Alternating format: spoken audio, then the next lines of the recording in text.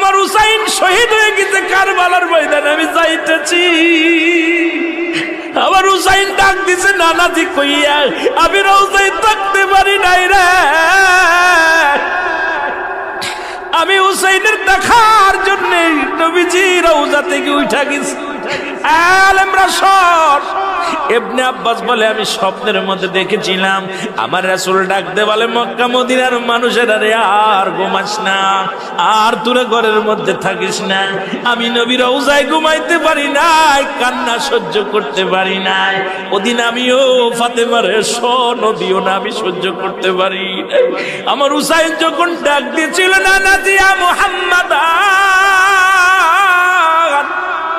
ইয়া মুহাম্মাদান কই যেদিন ডাক দিয়েছিল রে, সেদিন আমি নবী রওজা থেকে পাগলের মতো উঠে কারবালা পর্যন্ত চলে গিয়েছিলাম।